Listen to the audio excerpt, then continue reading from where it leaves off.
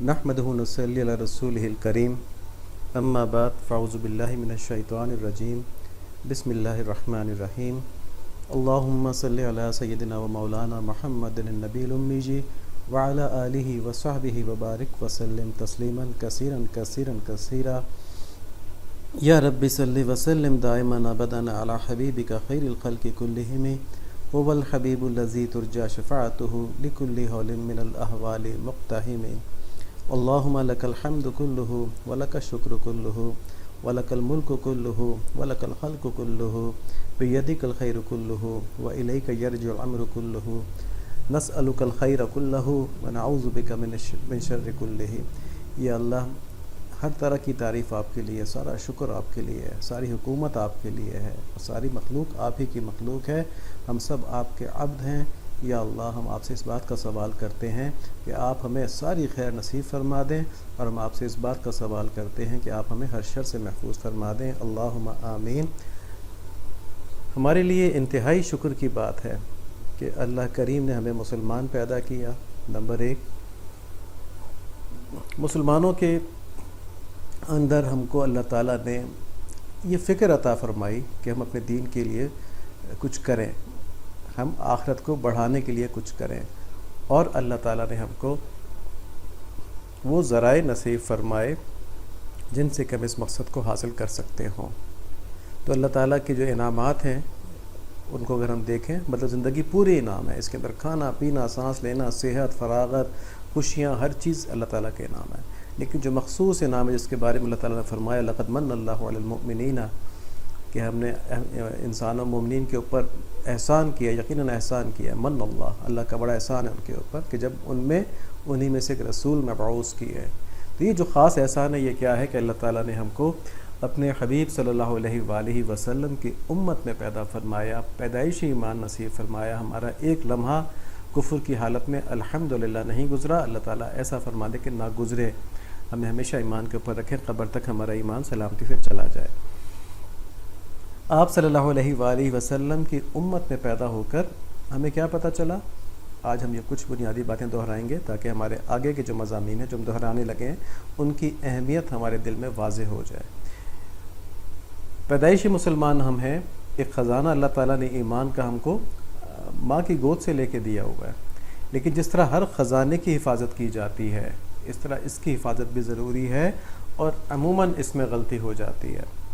جیسے کوئی بہت امیر والدین کے گھر پیدا ہوا ہو تو اب اس عمارت کو، اس مال کو سنبھالنے کے لیے بھی اس کو محنت کرنی ہوتی ہے۔ والدین کے انتقال کے بعد اس مال کو کس طرح بچانا ہے، کس طرح بڑھانا ہے، اس کے لیے اس کو محنت کرنی ہوتی ہے۔ اسی طرح جو ایمان کے ساتھ پیدا ہو گیا ہے، اس ایمان کو بلوغت کے بعد اس نے کس طرح بچانا ہے، کس طرح بڑھانا ہے، اس کے لیے محنت کرنی ہوگی، ورنہ جس طرح مال ضائع ہونے کا خطرہ ہوتا ہے اسی طرح ایمان ضائع ہونے کا خطرہ بھی ہوتا ہے، اور ایمان مال سے بہت بڑی دولت ہے۔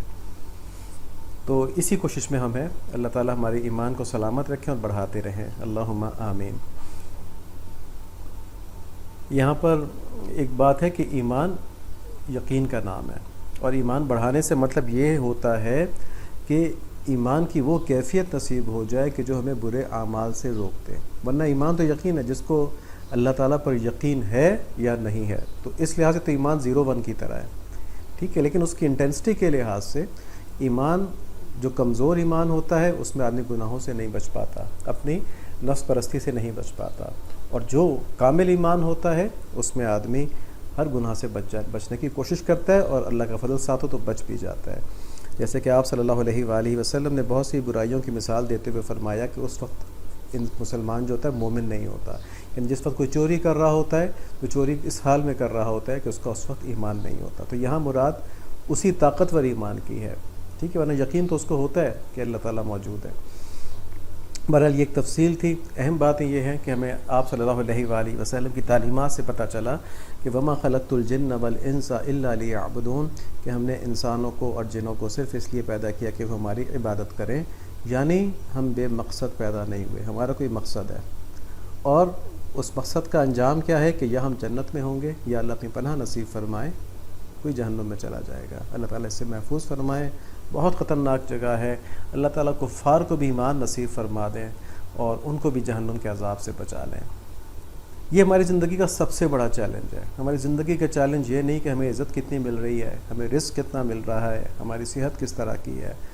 سب سے بڑا چیلنج یہ ہے کہ ہم اللہ تعالیٰ کے مطیع ہو کے اپنے مقصد کو پورا کر رہے ہیں کہ نہیں. اور اس کا حل جو ہے وہ اسلام کے اوپر عمل ہے. ٹھیک ہے، باقی چیزیں اللہ تعالیٰ خود پوری فرما دیتے ہیں. رزق اللہ تعالیٰ دیتے ہیں، عزت اللہ تعالیٰ دیتے ہیں. ان سب کے لیے پری ریکوزٹ کیا ہے کہ اسلام پر پورا پورا چلنا. اس کی دلیل کیا ہے؟ اس کی دلیل یہ ہے کہ اللہ تعالیٰ قرآن شریف میں فرماتے ہیں کہ تم پر جو بھی مصیبت آتی ہے وہ تمہارے اپنے ہاتھوں کی کمائی ہے. اور ایک اور آیت میں فرمایا کہ خشکی اور تری میں یعنی سمندر میں فساد پھیل گیا انسان کے اعمال کے سبب. تو اگر ہمارے اعمال اسلام کے مطابق ہو جائیں گے تو دنیا کی راحتیں بھی حاصل ہو جائیں گی، اور اگر ایسا نہیں ہوگا تو پھر دنیا کے اندر بھی آسانی نہیں مل پائے گی، اور آخرت تو خراب ہوگی ہی ہوگی. تو دین کے اوپر کامل عمل کا کیا طریقہ ہے یہ ہم نے پہلے دیکھا تھا. ہم اس کو آج ریپیٹ کر رہے ہیں کیونکہ امہات المومنین کا ٹاپک جو ہے وہ ختم ہو گیا ہے. تو آگے ہم نے اس کی کچھ تفصیلات دیکھنی ہے جو پیچھے ہم نے کور کیا ہے. تو پیروی کا طریقہ کیا ہے کہ آپ صلی اللہ علیہ وآلہ وسلم سے ہمیں ہر چیز سے زیادہ محبت ہو جائے تو پھر ہم دین پر کامل چلیں گے. ہر چیز سے زیادہ محبت ہونے کا کیا مطلب ہے؟ ایک عقلی محبت ہوتی ہے اور ایک طبعی محبت ہوتی ہے. عقلی محبت یہ ہوتی ہے کہ آپ صلی اللہ علیہ وآلہ وسلم کے حکم اور فرمان کے سامنے ہم دل کی کوئی بات نہ مانیں اور اسی پر عمل کریں جو کہ آپ صلی اللہ علیہ وآلہ وسلم نے فرمایا. عقل کسے کہتے ہیں؟ عقل وہ چیز ہوتی ہے جو انسان کو نقصان سے بچائے اور فائدے کی طرف لے کے جائے. تو عقلی محبت یعنی وہ محبت جس کی بنیاد پر عقل ہمیں نقصان سے، آخرت کے ہمیشہ کے نقصان سے بچا لے. ٹھیک ہے، وہ کب ممکن ہے؟ جب آپ صلی اللہ علیہ وآلہ وسلم کی اتباع کی جائے. طبعی محبت، آپ صلی اللہ علیہ وآلہ وسلم سے طبعی محبت کا فائدہ یہ ہوتا ہے کہ عقلی محبت کے اندر کچھ آدمی کو مجاہدہ کرنا پڑتا ہے، مشقت کرنی پڑتی ہے، اپنے دل کو مارنا پڑتا ہے، اپنی خواہش کو خون کرنا پڑتا ہے اس حکم پر عمل کرنے کے لیے. جیسے کسی کا میوزک سننے کا دل چاہ رہا ہے، بہت دل چاہ رہا ہے، اسے گانا بھی بہت پسند ہے اور اس کے ہاتھ میں لگ بھی گیا موبائل کے اوپر وہ، اور اس نے بڑے اچھے بلوٹوتھ کانوں میں لگائے ہوئے ہیں جن سے بڑی اچھی آواز آتی ہے ریفائن ہو کے. اس کا بڑا دل چاہ رہا ہے سننے کا. اللہ تعالیٰ ہم سب کو یہ توفیق نصیب فرمائے کہ آپ صلی اللہ علیہ وآلہ وسلم کے حکم پر عمل کرتے ہوئے نہ سنیں. تو اس میں خواہش کو مارنے کا ایک مشقت سے تو گزرے گا، لیکن اس حکم پر عمل کرنے سے عقلی محبت کا تقاضا پورا ہو جائے گا، اجر ملے گا، دنیا اور آخرت کی آسانیاں ملیں گی، اللہ تعالیٰ کی رحمت ملے گی. طبعی محبت کا فائدہ یہ ہوتا ہے انسان کو کہ اس کو اپنا دل مارنا نہیں پڑتا. وہ خوشی خوشی چھوڑ دے گا اس گانے کو کہ اس سے میرے محبوب صلی اللہ علیہ وآلہ وسلم ناراض ہوتے ہیں، اور اس کو چھوڑنے سے وہ خوش ہوں گے تو وہ خوشی خوشی چھوڑ دے گا، اس کا مجاہدہ کم ہو جائے گا. اور دوسری بات یہ کہ انسان کی تکمیل کی نشانی بھی یہی ہے کہ اس کو آپ صلی اللہ علیہ وآلہ وسلم سے طبعی محبت ہو، کیونکہ آپ صلی اللہ علیہ وآلہ وسلم حبیب اللہ ہیں. تمام مخلوقات کے اندر سب سے افضل، سب سے بہترین اللہ تعالیٰ نے ان کو بنایا ہے. جس کو اللہ تعالیٰ نے سب سے بہترین بنایا ہے اس سے زیادہ کسی سے محبت ہو تو یہ انسان کی کمی ہے، اور اس سے سب سے زیادہ محبت ہو تو یہ انسان کی تکمیل ہے کہ اب اس نے اپنی ساری چیزوں کو اللہ تعالیٰ کی مرضی کے مطابق فائن ٹیوننگ کر لی ہے اس کی. ٹھیک ہے، ان کو کس لیا ہے، جس کی وجہ سے اب اس کی ساری محبتیں آپ صلی اللہ علیہ وآلہ وسلم کی طرف متوجہ ہو گئی ہیں. اس سب کا جو میں نے کہا ہے ایک جملے میں خلاصہ یہ ہے، اللہ تعالیٰ انشاءاللہ یہ بات دل میں اتار دیں، کہ جب ہماری ساری صلاحیتیں اللہ تعالیٰ کی مرضی کے مطابق استعمال ہونا شروع ہو جائیں اس وقت یہ لازمی نتیجہ نکلے گا کہ ہمیں آپ صلی اللہ علیہ وآلہ وسلم سے سب سے زیادہ محبت ہوگی. اور اس کا جو اپوزٹ ہے وہ بھی ٹھیک ہے کہ جب ہمیں آپ صلی اللہ علیہ وآلہ وسلم سے سب سے زیادہ محبت ہوگی تو اس کا لازمی نتیجہ یہ نکلے گا کہ ہماری ساری صلاحیتیں اللہ تعالیٰ کی لائی بھیجی ہوئی شریعت کے مطابق ہو جائیں گی. اب آپ صلی اللہ علیہ وآلہ وسلم سے سب سے زیادہ محبت جو ہے یہ حاصل کرنا ہے، یہ ہمارا ایک ٹارگٹ ہے، چیلنج ہے زندگی کا نا. تو ہمارے سارے مسائل خود بخود حل ہو جائیں گے. تو یہ محبت حاصل کرنا ہے. اسی کے ساتھ منسلک چیز یہ ہے کہ آپ صلی اللہ علیہ وآلہ وسلم کی درست تعلیمات بھی حاصل کرنی ہے. ٹھیک ہے، محبت تو ہوگی مگر معلوم نہیں کیا کہا ہے تو کیسے عمل کریں گے. درست تعلیمات حاصل کرنی ہے.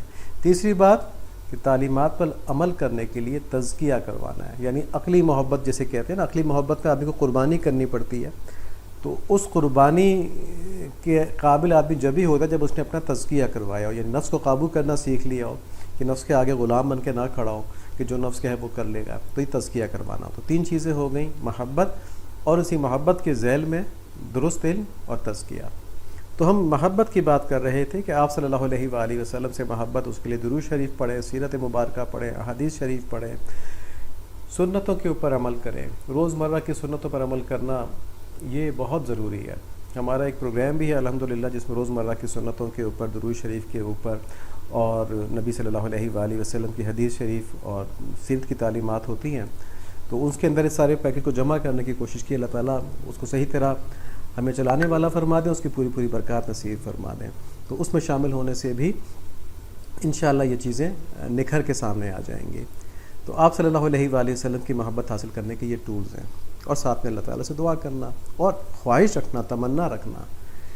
دیکھیں، سب سے پہلی چیز تو یہی ہے کہ ہمیں یہ خیال تو ہو کہ ہمیں آپ صلی اللہ علیہ وآلہ وسلم کی محبت سب سے زیادہ حاصل کرنی ہے، ہمیں اس کی ضرورت کا احساس تو ہو، ٹھیک ہے۔ سب سے پہلی بات یہ ہے، وہ جو ہے نا، دل نہ چاہے بھی تو پیدا کوئی صورت کر دے، اے خدا مجھ کو تو مجبور محبت کر دے، ٹھیک ہے۔ دل تو لگا ہوا ہے نا دنیا میں، ابھی تو میری تزکیہ نہیں ہوا ہے، تو دل دنیا میں لگا ہوا ہے، تو دل نہ چاہے بھی تو پیدا کوئی صورت کر دے، یہ دعا ہو رہی ہے اللہ تعالیٰ سے، اے خدا مجھ کو تو مجبور محبت کر دے، ٹھیک ہے، میں مجبور ہو جاؤں اس محبت کرنے کے اوپر، یا اللہ ہم کو ایسا فرما دیں۔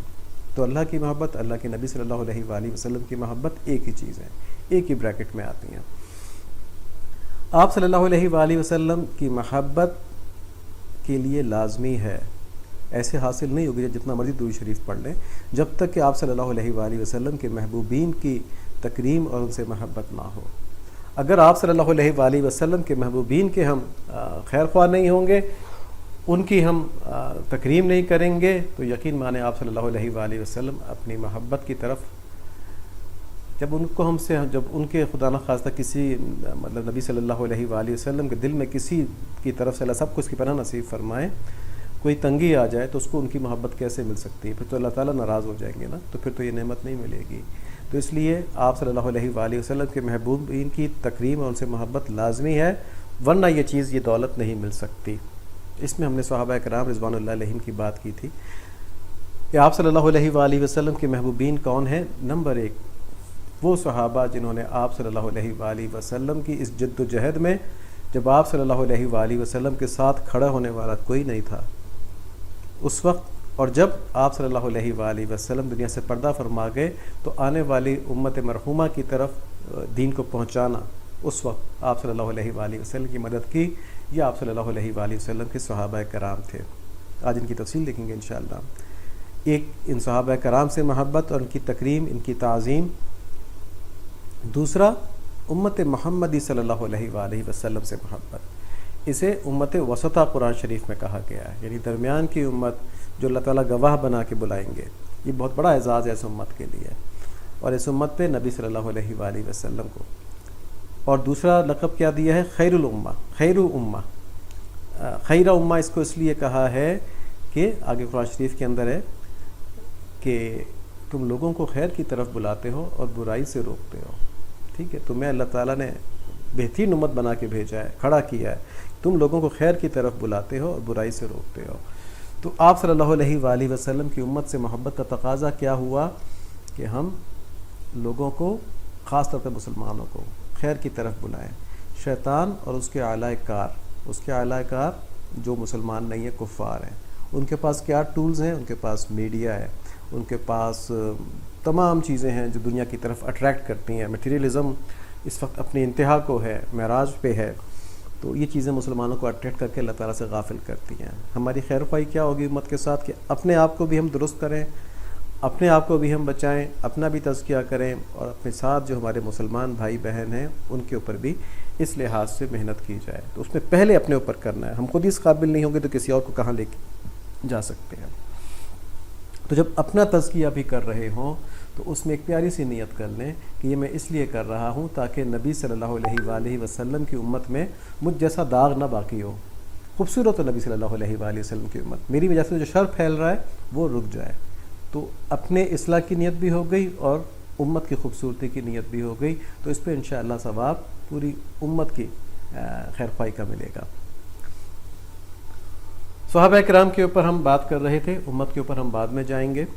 تو صحابہ کرام کے بارے میں، کیونکہ جو مسلمانوں میں فتنہ پھیلا وہ اسی وجہ سے پھیلا، ایک بہت بڑا فتنہ، کہ صحابہ کرام کے خلاف کچھ لوگوں نے بولنا شروع کر دیا۔ اور صحابہ کرام وہ لوگ ہیں جن کا اپنا مقام تو ہے ہی ہے، وہ تو ہم بات کریں گے، ان کے بغیر دین بھی مکمل نہیں ہے۔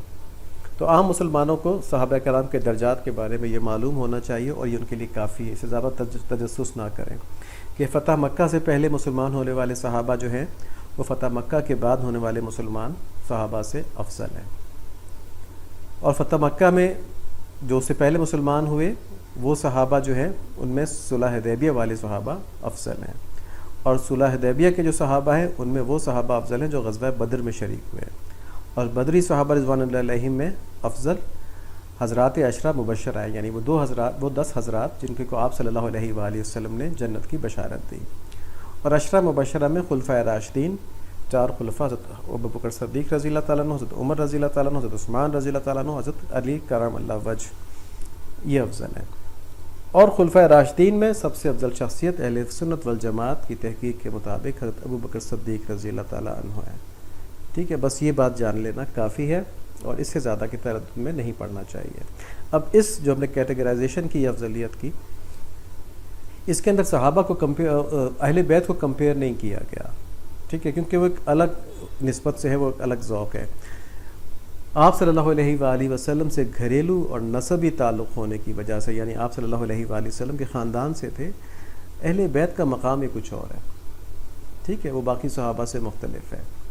تو اس نوعیت سے ان کے اس مقام تک کوئی نہیں پہنچ سکتا کہ ان کا آپ صلی اللہ علیہ وآلہ وسلم سے گھریلو تعلق ہے، خاندانی تعلق ہے۔ لیکن اسی طرح امت کا رہنما ہونے کی حیثیت سے، آپ صلی اللہ علیہ وآلہ وسلم کا نائب ہونے کی حیثیت سے، خلفائے راشدین کا اپنا ایک الگ مقام ہے جس تک کوئی اور صحابی نہیں پہنچ سکتا۔ اس نوعیت کے لحاظ سے ان کا کوئی اور ہمسر نہیں ہے۔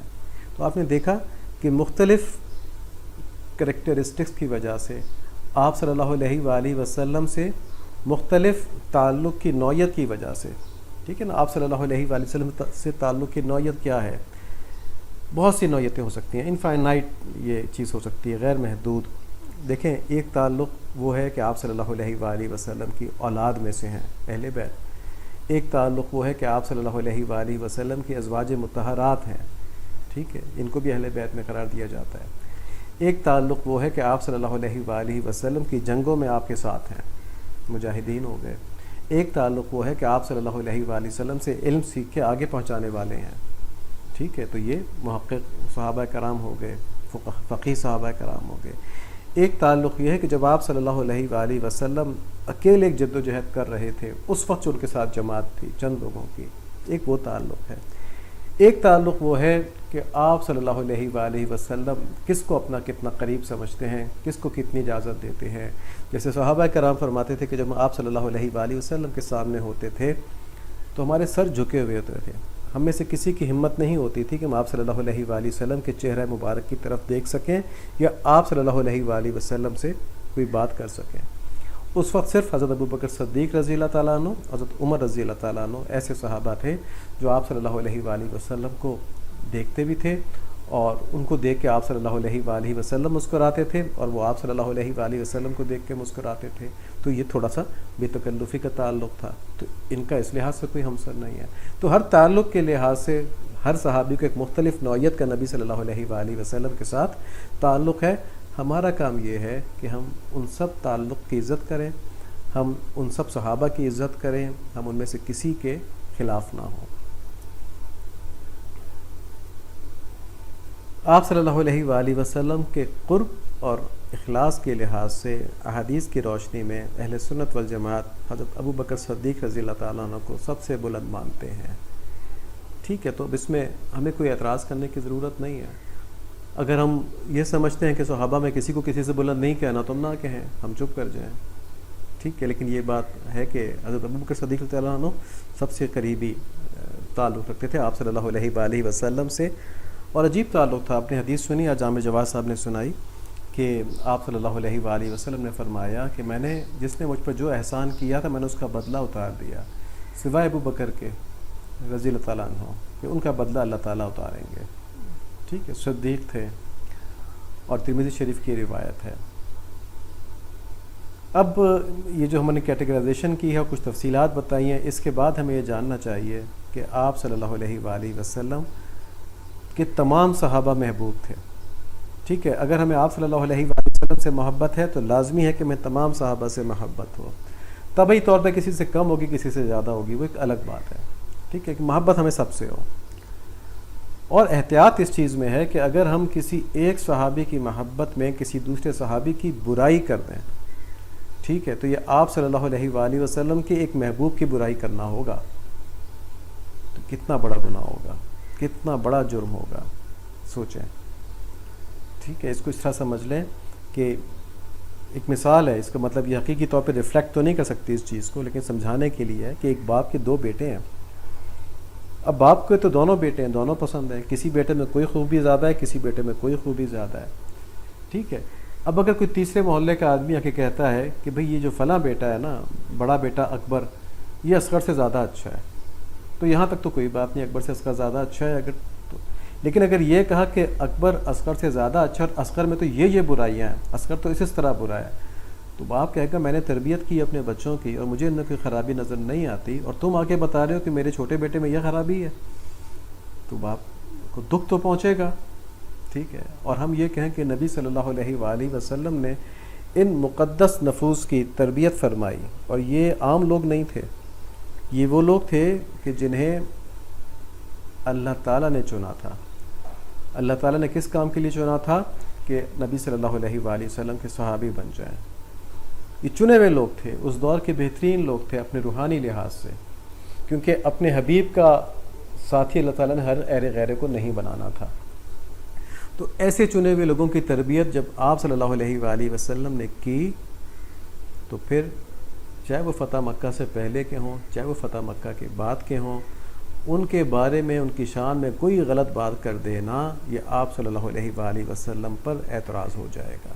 یہ اللہ تعالیٰ پہ اعتراض ہو جائے گا کہ نعوذ باللہ نعوذ باللہ، اللہ تعالیٰ نے صحیح لوگوں کو اپنے حبیب صلی اللہ علیہ وآلہ وسلم کا مصاحب نہیں بنایا. اللہ تعالیٰ اپنی پناہ نصیب فرمائے اس بات سے ہم کو کہ ہم ایسی بات کریں.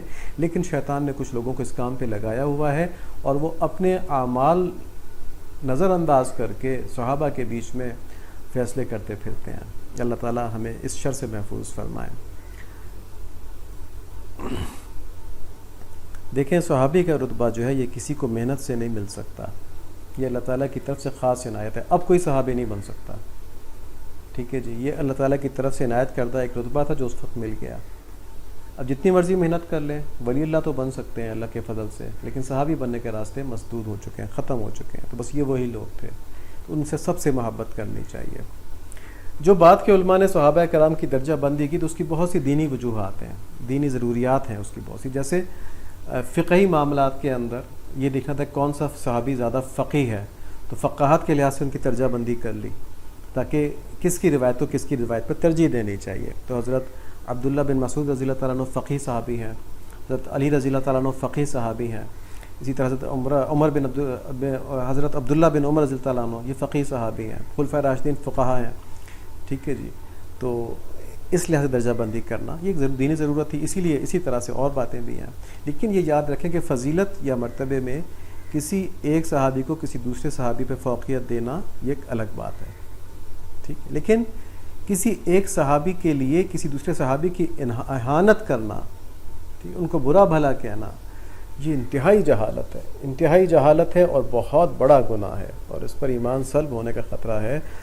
کیونکہ قرآن شریف کی جو آیت صحابہ کے شان میں نازل ہوئی ہیں ان میں یہ ہے کہ اللہ تعالیٰ نے ان کو اس طرح بنایا ہے جیسے کہ ایک مضبوط جڑ والا پودا جو ہے، وہ فصل جو ہے وہ نکلتی ہے، وہ بڑھتی ہے، اور اس سے کفار کا دل اللہ تعالیٰ جلاتے ہیں. جس کا دل صحابی سے جلے اس کو قرآن شریف میں کافر کہا گیا ہے کہ اللہ تعالیٰ کفار کا دل ان صحابہ کے پھلنے پھولنے سے بڑھنے سے جلاتے ہیں. تو بہت خطرہ ہے اس میں، اللہ تعالیٰ محفوظ فرمائے. اہل ہدایت جو ہیں، یعنی جو ہدایت کے اوپر ہوتے ہیں، وہ اپنے دل میں ہر صحابی سے شدید محبت رکھتے ہیں. کیونکہ یہ آپ صلی اللہ علیہ وآلہ وسلم کے وہ خادم ہیں کہ جنہوں نے اپنی زندگیاں آپ صلی اللہ علیہ وآلہ وسلم کے لیے تج دیں، پوری گنوا دیں، لگا دیں، ٹھیک ہے، اپنا کچھ نہیں رکھا، اپنی زندگی پوری آپ صلی اللہ علیہ وآلہ وسلم کے لیے وقف کر دی۔ اور آپ صلی اللہ علیہ وآلہ وسلم کا مقام گرامی ایسا ہے کہ مسلمان ادب کے لیے آپ صلی اللہ علیہ وآلہ وسلم کی سواری کو بھی دراز گوش کہتے ہیں۔ اس کا جو نام ہے وہ نہیں لیتے کیونکہ اس کے نام میں اہانت ہے، ٹھیک ہے نا۔ جو آپ صلی اللہ علیہ وآلہ وسلم کی سواری تھی گدھے کی، اس کو گدھا نہیں کہا جاتا، اس کو دراز گوش کہا جاتا ہے، لمبے کان والا، ٹھیک ہے۔ گدھے میں اہانت ہے تو ہم وہ لفظ استعمال نہیں کرتے۔ تو جب ہم سواری کے لیے عزت کا خیال رکھتے ہیں تو صحابہ کے لیے ہم غلط الفاظ استعمال کر لیں، کتنی بڑی یہ زیادتی ہوگی، اللہ تعالیٰ محفوظ فرمائے۔ اس کے بعد آدمی کیسے جرأت کر سکتا ہے کہ کسی بھی صحابی کی شان میں گستاخی کرے؟ ہمارے لیے بس یہی طریقہ ہے کہ جب بھی کسی صحابی کا تذکرہ ہو، ہمارا دل ان کی محبت اور عقیدت سے جھک جائے، سرشار ہو اس کے اندر۔ اور جب ان کے آپس کا اختلاف کا تذکرہ آئے تو کسی گروہ کی اہانت کیے بغیر ہم یہ کہیں کہ یہ ان بڑوں کا آپس کا اجتہادی اختلاف ہے۔ یہ جنگیں ہوئی تھیں نا آپس میں، تو ہم کہ ان کے آپس کا اجتہادی اختلاف ہے۔ اگر آپ صلی اللہ علیہ وآلہ وسلم موجود ہوتے تو ان کے بیچ میں فیصلہ فرما دیتے، ان کا وہ مقام تھا۔ آپ صلی اللہ علیہ وآلہ وسلم کے بعد کسی کا مقام نہیں کہ ان کے بیچ میں فیصلہ کرے، بس پھر وہ اللہ تعالیٰ کے حوالے ہے۔ ان میں سے جس نے صحیح اجتہاد کیا ان کو 2 اجر ہیں، کہ ایک صحیح اجتہاد کرنے کا اور دوسرا اجتہاد کرنے کا، یعنی ایک اجتہاد کرنے کا اجر ملا، دوسرا درست اجتہاد کرنے کا اجر ملا۔ اور جن سے غلط اجتہاد ہو گیا ان کو بھی اجتہاد کرنے کا اجر ملا، تو ایک اجر ان کے لیے بھی ہو گیا۔ غلط اجتہاد کرنے کا گناہ کوئی نہیں ہوتا، ٹھیک ہے جی، یہ شریعت کا معاملہ ہے۔ ان میں سے کون صحیح تھا تو یہ اہل علم نے اپنے طور پہ بتایا ہوا ہے۔ جیسے حضرت علی رضی اللہ تعالیٰ عنہ کا اجتہاد درست تھا، باقیوں سے غلطی ہوئی تھی۔ اس کی میں تفصیلات ماشاءاللہ پچھلے پروگرامز میں کافی دیکھ لی ہیں کہ کس طرح پروپیگنڈا ہوا، کس طرح لوگوں کے، جیسے آج کل پروپیگنڈا سے پورے مائنڈ سیٹ چینج ہو جاتے ہیں، اس طرح جب بھی پروپیگنڈا ہوتا تھا، ٹھیک ہے، تو اس میں کیا گیا تھا۔ لیکن اگر وہ بات نہ بھی سمجھ میں آ رہی ہو، کچھ کنفیوژن ہو بھی، تو اس کو اللہ تعالیٰ پہ چھوڑ دینا۔ اس کو کیوں اپنے ذمہ لیتے کہ ہم صحابہ کے بیچ میں فیصلہ کریں کون صحیح تھا کون نہیں؟ ہم نہیں کرنے والے، ہمارے بڑے جو کہتے ہیں اہل سنت والجماعت کے، ہم اس کے پیچھے چلنے والے ہیں۔ کوئی رائے قائم نہ کریں اور اپنی رائے کو اہل سنت والجماعت کے علماء کی رائے کے تحت کر لیں، یہی محفوظ طریقہ ہے، ٹھیک ہے۔ اور تحت کرنے کا مطلب یہ ہے کہ کسی صحابی کی برائی نہیں کرنی۔ ہاں اگر دینی ضرورت کے لحاظ سے کوئی فیصلہ کرنا کہ کس وقت کون سے صحابی کا فیصلہ ٹھیک تھا، درست تھا، تو اس کے لیے جو ہمارے علماء ہیں ان کی بات مان لیں ہم لوگ بس۔ دیکھیں اگر یہ بات صحیح طرح سمجھ میں آ جائے کہ اہل بیت کے لیے ہمارے دل میں ایک طرح کی محبت ہوگی، خلفائے راشدین کے لیے ہمارے دل میں ایک اور طرح کی محبت ہوگی، اہل بدر کے لیے ہمارے دل میں ایک اور طرح کی محبت ہوگی، اہل احد کے لیے ایک اور طرح کی محبت ہوگی، اسی طرح فتح مکہ کے بعد آنے والے صحابہ رضوان اللہ علیہم کے لیے ایک اور طرح کی محبت ہوگی۔ ہم سب سے محبت کریں گے کیونکہ یہ سب آپ صلی اللہ علیہ وآلہ وسلم کے خادم رہے ہیں، اور ہمارے دل میں کسی کے لیے بھی کسی بھی بہانے سے ادنا سی بھی رنجش نہیں ہوگی۔ کیسے ہو سکتی ہے؟ یہ وہ لوگ ہیں جن کے ذریعے دین ہم تک پہنچا ہے، تو ہم ان کے احسان مند ہوں گے۔ یہ وہ لوگ ہیں جنہوں نے ہمارے محبوب صلی اللہ علیہ وآلہ وسلم کی خدمت کی، تو یہ ہمارا دل سے تعلق ہو گیا ان کے ساتھ، ٹھیک ہے۔ اگر یہ سب کچھ ہوگا تب ہم آپ صلی اللہ علیہ وآلہ وسلم کے سچے عاشق ہوں گے، ورنہ ہم بے شک زبان سے دعویٰ کرتے رہیں ہم ابلیس کا شکار ہوں گے۔ اگر ایک بھی صحابی کے خلاف دل کے اندر کچھ کدورت آ گئی تو ہم ابلیس کا شکار ہوں گے۔ ہم نے یہ نہیں سوچنا کہ فلاں صحابی نے اس طرح کیوں کیا تھا، کیا ہم اس سے زیادہ عقل مند ہیں، کیا ہم ان سے زیادہ تقویٰ رکھتے ہیں، کیا ہم ان سے زیادہ ان کے حالات کو جانتے ہیں؟ ان میں سے کسی کا جواب بھی ہاں نہیں ہے، سب کا جواب نہیں ہے۔ تو پھر ہمیں شیطان ورغلاتا ہے کہ ہم ان کے بارے میں کوئی بات کریں تو ہم ابلیس کا شکار ہو جائیں گے۔ اللہ تعالیٰ ہم سب کو اس سے اپنی پناہ نصیب فرمائے، اور ایسے فرقوں کے اللہ تعالیٰ اصلاح فرما دیں اور ہمیں ان کے شر سے محفوظ فرما لیں کہ جو صحابہ کرام رضوان اللہ علیہم کے اوپر الزام تراشیاں کرتے ہیں۔ صحابہ کرام کے بارے میں نبی صلی اللہ علیہ وآلہ وسلم کی روایت ہے کہ میری امت کے بہترین لوگ اس زمانے کے ہیں جس میں میری بعثت ہوئی۔ تو آپ صلی اللہ علیہ وآلہ وسلم کی گواہی آگے کہ بہترین لوگ وہ ہیں۔ یہ مسلم شریف کی روایت ہے. اس کے بعد وہ جو ان کے بعد کے دور میں ہوئے، اس کے بعد وہ جو ان کے بعد کے دور میں ہوئے، اور راوی کہتے ہیں کہ واللہ عالم آپ صلی اللہ علیہ وآلہ وسلم نے تیسرے زمانے کا ذکر کیا یا نہیں. ٹھیک ہے، تو یہ صحابہ اور تابعین کی بات تو پکی ہو گئی. مسلم شریف کی روایت ہے تو صحیح روایت ہے، تو اس میں آپ صلی اللہ علیہ وآلہ وسلم نے اٹیسٹ کر دیا کہ بہترین لوگ یہ ہیں. اب بہترین لوگوں کے اوپر ہمارے دور کے نالائق لوگ جو ہیں وہ فتوے لگا رہے ہوں، اس سے بڑھ کے جہالت کیا ہوگی. کیا طرفہ تماشا ہے اس دور کے بونے اپنے سے بڑے لوگوں کے قد ناپ رہے ہیں. یہ ایک شعر ہے اگر میں صحیح پڑھ رہا ہوں کہ کیا طرفہ تماشا ہے کہ اس دور کے بونے اپنے سے بڑے لوگوں کے قد ناپ رہے ہیں. نہ پڑے اس چکر میں، بہت بڑا فتنہ ہے یہ. اس سے دین کو اتنا بڑا ڈنٹ لگ جاتا ہے کہ آدمی ہدایت سے دور ہوتا چلا جاتا ہے. صحابہ کرام ریڈ لائن ہے. ٹھیک ہے، ان سے صرف محبت کی جا سکتی ہے، ان کی صرف تکریم کی جا سکتی ہے. ان کے بارے میں شیطان وسوسہ ڈالے گا تو یہ پہلا ڈینٹ ڈالے گا آپ کے دین کے اندر، تو اس سے بچیں. جب کوئی ایسی بات آ جائے تو فوراً دل میں کہیں کہ اللہ اور اس کے رسول سچے ہیں، ان کے ساتھ جن لوگوں کو اللہ تعالیٰ نے توفیق بخشی دین پھیلانے کی وہ سچے ہیں، میرا کام نہیں کہ میں اس میں پڑھوں. اور میں نے ایسے بہت سے لوگ دیکھے ہیں کہ جو اپنے ذہن کے جو وہم آتے ہیں ان کو دور کرنے کے لیے کہتے ہیں کہ صحابہ کے معاملے میں میں نے بولنا ہی نہیں، میں نے سوچنا ہی نہیں. ٹھیک ہے، تو بس یہ کافی ہے، بہت اچھی روش ہے یہ. حضرت سیدنا عبداللہ بن عباس رضی اللہ عنہ فرماتے ہیں. عبداللہ بن عباس رضی اللہ عنہ کون ہیں؟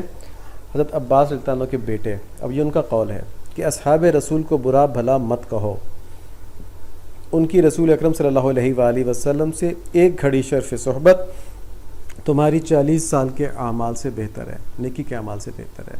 ابن تیمیہ نے روایت کی ہے. تو حضرت عبداللہ بن عباس رضی اللہ عنہ تو جو شیعہ حضرات ہیں ان کے لیے سند ہونے چاہیے. ٹھیک ہے، کیونکہ حضرت عباس رضی اللہ عنہ کے بیٹے جو آپ صلی اللہ علیہ وآلہ وسلم کے چچا تھے. بہرحال اللہ تعالیٰ ہم سب کو ہدایت دیں. اسی طرح حضرت عبداللہ بن عمر رضی اللہ عنہ فرماتے ہیں کہ حضرت محمد صلی اللہ علیہ وآلہ وسلم کے صحابہ کو برا نہ کہو، رسول اللہ صلی اللہ علیہ وآلہ وسلم کے ساتھ ان کی ایک گھڑی تمہاری زندگی بھر کے اعمال سے بہتر ہے. تو اس سے ثابت ہوا کہ اس وقت بھی شیطان نے جو کچھ دور دراز کے لوگوں کے جو نئے لوگ مسلمان ہوئے تھے ان کو تو صحابہ کا مقام اس طرح سے اندازہ نہیں تھا نا، تو انہوں نے کبھی کوئی اعتراض کیا اس وقت کے لوگوں نے. ٹھیک ہے، جو تابعین کے تھے یا تبع تابعین کے تھے، تو اس وقت بھی ان صحابی نے حضرت عبداللہ بن عمر رضی اللہ عنہ فرمایا کہ ان کو برا نہ کہو، ان کی ایک گھڑی کی جو ساتھ ہے نا نبی صلی اللہ علیہ وسلم کے ساتھ کی، وہ تمہاری زندگی بھر کے نیک اعمال سے بہتر ہے. تم کیا مطلب تم کس منہ سے ان کے اندر عیب نکالنے کی کوشش کر رہے ہو. یہ بہت اہم بات ہے، اس لیے سے بہت زیادہ ٹائم لگایا گیا. اللہ تعالیٰ ہمیں سمجھ نصیب فرمائے، اللہم آمین.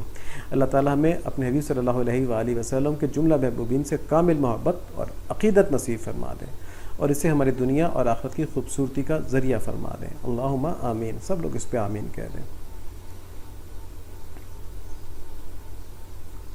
چھوٹے بچوں کو جو بتائے گئے اسباق ہیں ان کے خلاصہ یہ ہے.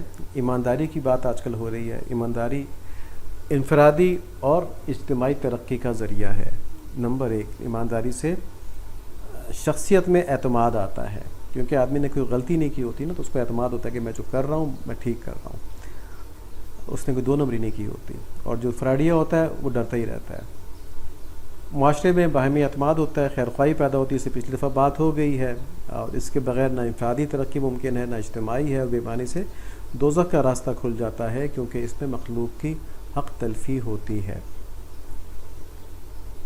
ایمانداری نہ کرنا جو ہے یہ بہت اہم بات ہے جو میں کرنے لگا ہوں. یہ اس بات کی علامت ہے کہ بندے کو اللہ تعالیٰ پر اعتبار نہیں ہے. توکل کے خلاف ہے. توکل خلاف تو معمولی سی بات سمجھیں گے لوگ. اس کا اصل مطلب یہ ہوتا ہے کہ اللہ تعالیٰ پر اعتبار نہیں ہے. تو بندہ کہتا ہے کہ اگر میں نے ایمانداری سے یہ پیسے واپس کر دیے، میں نے ایمانداری سے یہ کام کر دیا تو میرا یہ دنیاوی نقصان ہو جائے گا. تو میرے پاس آج موقع ہے، میں کیوں نہ دبا لوں یہ چیز. میں دفتر کے اندر کام کرتا ہوں، تنخواہ لیتا ہوں 8 سے شام 4 بجے تک کی، اور میں کہتا ہوں کہ بیچ میں کوئی اور کام بھی کر لوں، کوئی میں انٹرنیٹ کے اوپر کام پکڑ لوں تو میری تنخواہ میں تو اضافہ، مطلب یہ کہ میری آمدنی میں اضافہ ہو جائے گا. تنخواہ الگ آئے گی اور یہ کام الگ ہو جائے گا. تو یہ بھی ایمانداری نہیں ہے. ٹھیک ہے، یہ سب کچھ کس لیے کر رہا ہے؟ دنیاوی فائدے کے لیے. تو اگر اللہ کا حکم توڑ کے دنیاوی فائدہ حاصل کرنا ہے تو اس کا مطلب یہ ہوا کہ اللہ تعالیٰ پہ اعتبار نہیں ہے کہ اللہ تعالیٰ مجھے حلال طریقے سے چیزیں دے دیں گے تو میں خیانت کر کے ان چیزوں کو حاصل کر رہا ہوں. تو یہ بہت بڑا ظلم ہو جائے گا اپنے اوپر. پھر ہم بات کر رہے ہیں عبادت کی. تو عبادت ہماری پیدائش کا اصل مقصد ہے، جو ہم نے شروع میں بات کی، وما خلقت الجن والانس الا لیعبدون، کہ ہم نے انسان اور جنوں کو صرف اس لیے پیدا کیا کہ عبادت کریں۔ تو جب صرف اس لیے پیدا کیا تو اس کا مطلب یہ کہ ہماری زندگی کا ہر لمحہ عبادت بن جائے، تو یہ جامع عبادت ہوگی۔ نماز، روزہ، حج، زکوٰۃ کے علاوہ زندگی کا ہر لمحہ عبادت بن جائے تو یہ جامع عبادت ہوگی۔ تو پیدائش کا مقصد جامع عبادت ہے، اور اس کو حاصل کرنے کا کیا طریقہ ہے کہ صرف اللہ تعالیٰ کی رضا کے لیے ان کے ہر حکم کو ماننا۔ جب غصہ آ جائے تو کیا کرنا ہے، جب محبت جاگ جائے تو کیا کرنا ہے۔ بچوں کی محبت میں غیر شرعی کام نہیں کرنے، والدین کی محبت میں غیر شرعی کام نہیں کرنے، ٹھیک ہے جی۔ اس میں جو عبادت ہماری جامع عبادت ہے، اس میں نماز، روزہ، حج، زکوٰۃ جو ارکان اسلام ہے، ان کے علاوہ ہر شریعت کے کام کے اوپر عمل کرنا ہے۔ اللہ تعالیٰ ہمیں کامل زندگی نصیب فرما دیں جس کا ہر لمحہ عبادت ہو، اللہم آمین۔ اس کی تفصیل عامر جواز صاحب کے لیکچر میں گزری، وہاں دیکھ لی جائے۔ نبی صلی اللہ علیہ وآلہ وسلم کی سیرت مبارکہ سے متعلق جو ہم نے پڑھا، اس میں بڑی اہم بات ہے، اور وہ کیا ہے؟ حب نبی صلی اللہ علیہ وآلہ وسلم۔ جس چیز نے حضرت ابوبکر صدیق رضی اللہ تعالیٰ عنہ کو انبیاء علیہ الصلاۃ والتسلیمات کے بعد سب سے افضل بنا دیا انسانوں میں، وہ کیا چیز ہے؟ وہ آپ صلی اللہ علیہ وآلہ وسلم سے محبت کا تعلق ہے۔ اللہ تعالیٰ ہم کو اپنا یہ تعلق نصیب فرما دیں، اس کا ایک ذرہ نصیب فرما دیں۔ صدیق اکبر رضی اللہ تعالیٰ عنہ کے نقش قدم پر چلتے ہوئے ہمیں ایسی محبت نصیب فرما دیں اپنے حبیب صلی اللہ علیہ وآلہ وسلم کی اور اپنی، کہ ہماری زندگی گناہوں سے بچ جائے۔ ٹھیک ہے، ہم نے بتایا تھا ابھی کہ حضرت صدیق تعالیٰ عنہ کا مقام کیا تھا، کہ آپ صلی اللہ علیہ وآلہ وسلم نے فرمایا مجھ پر جس کا بھی احسان تھا میں نے اس کا بدلہ چکا دیا اس زندگی میں، اس دنیا میں، مگر ابو بکر کے مجھ پر وہ احسانات ہیں جن کا بدلہ اللہ تعالیٰ دیں گے، قیامت میں عطا فرمائیں گے۔ ٹھیک ہے، تو یہ اس محبت کا ریٹرن ہے۔ آپ صلی اللہ علیہ وآلہ وسلم سے محبت ایمان کے لیے لازمی، ہم نے شروع میں یہ بات کر لی، اور پھر ہم نے ایک اور بات کی کہ کم از کم اتنی عقلی محبت نجات کے لیے ضروری ہے کہ ہماری عقل ہمیں آپ صلی اللہ علیہ وآلہ وسلم کی لائی ہوئی شریعت کی خلاف ورزی سے روکتی رہے۔ جب نہ رک پائیں، کیونکہ تزکیہ نہیں ہوا ہوتا نا، کہ عرفان نہیں رک پاتے، تو توبہ کی توفیق ہو جائے، سمجھے کہ ہم نے غلط کیا ہے، تو کم از کم اتنی عقلی محبت لازمی ہے۔ جب ہم نامحرم کو دیکھ رہے ہوں، اللہ معاف فرمائے، جب ہم موسیقی سن رہے ہوں، اللہ تعالیٰ معاف فرمائے، ہمیں بچائیں اس چیز سے، تو جب نہ بھی بچ پائے کوئی آدمی تو اس وقت غلط تو سمجھ رہا ہو، اس کے دل میں ایک وہ تو چل رہا ہو مستقل کہ یہ میں غلط کر رہا ہوں، یہ غلط ہو رہا ہے مجھ سے، یہ کیفیت تو چل رہی ہو، تاکہ وہ اس کے مطلب جو اس گناہ کی لذت ہے اس کو وہ اپنے احساس گناہ کی وجہ سے پوری طرح حاصل نہ کر پائے، تو کم از کم اتنی عقلی محبت چاہیے۔ حضرت شاہ ولی اللہ رحمۃ اللہ علیہ فرماتے ہیں، غالباً انہی کا اللہ تعالیٰ کمی بیشی معاف فرمائے، اور ان کا نہیں تو کسی بڑے بزرگ کا ہے، ٹھیک ہے، مجھے اب سے اتنا ذہن میں، لیکن بہت بڑی قیمتی بات ہے کہ گناہ کرنے کی لذت جو ہے وہ اس کے بعد کے پچھتاوے سے بہت کم ہے، تو اس پچھتاوے سے بچنے کے لیے اس لذت کو ہی ترک کر دو، چھوڑ دو، ٹھیک ہے۔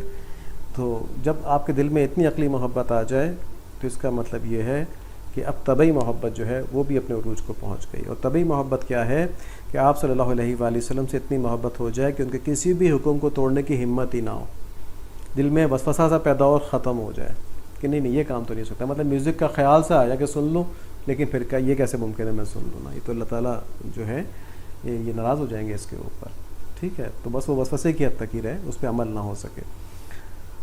یہ محبتیں کیسے حاصل ہوتی ہیں؟ یہ محبتیں ایسے حاصل ہوتی ہیں کہ ہم اہتمام کے ساتھ اہل اللہ کی صحبت میں جائیں۔